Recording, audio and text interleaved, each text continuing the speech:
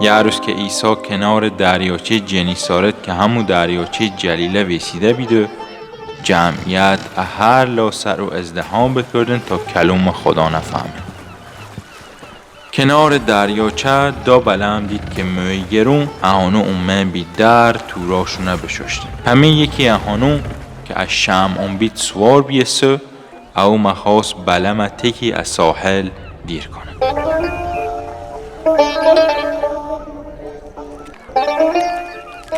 اوسو خودش می بلم نشسته به مردم تعلیم داد. وقتی قصاش تمام بیستن به شمعون گفت بلمه به جا قولی برو توران سی سید مویی شون او. شمعون جواب داد استاد کل شو و سخت قلا کردیم و چه نگرفتیم، اما سیان که تا بگویی تورانم او بشونه. وقتی ایتو کردن اقز مویی گرفتن که چی نمان بید توراشو دارن. سیان الرفیقون چون بلمی دیگه پی اشاره مخواستن تا آین کمکشون. هنو اومنو هر دو بلم اقز اموی پر کردن که چی نمان بید می او غرق. وقتی شمعون یا ندید به پاها عیسی افتید و گفت ای آقا اما دیر باد سیان که ما پیای گناهکارم. خودشو هنو که پیش بیدن اواقع سید موی حیرون بیستن بید. یعقوب و یوحنا و اکون زبدی هم که شریک شمعون بیدن ای حال داشتن. عیسی به شمعون گفت مترس عیسی به بعد دل مردم از خدا سیده کن. و هنو وقتی بلما خوشونه به ساحل راندن همه چیه هشتن و اداما عیسی رفتن.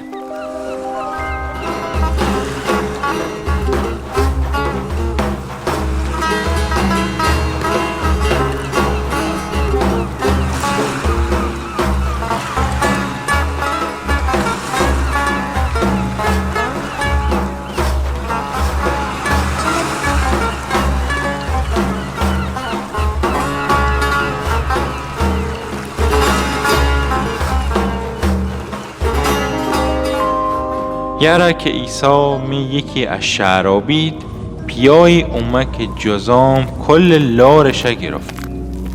وقتی عیسی ندید ری سر خاک مند و التماس کنو گفت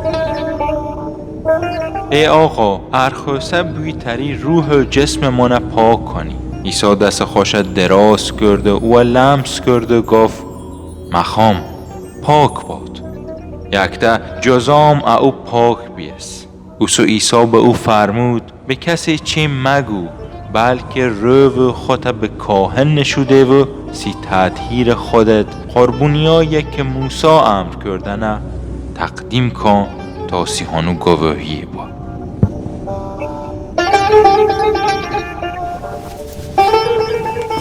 پیان که عیسی مردم قدغن بکرد خبرها درباره عیسی روز به روز بیشتر زبون زده مردم بیسن.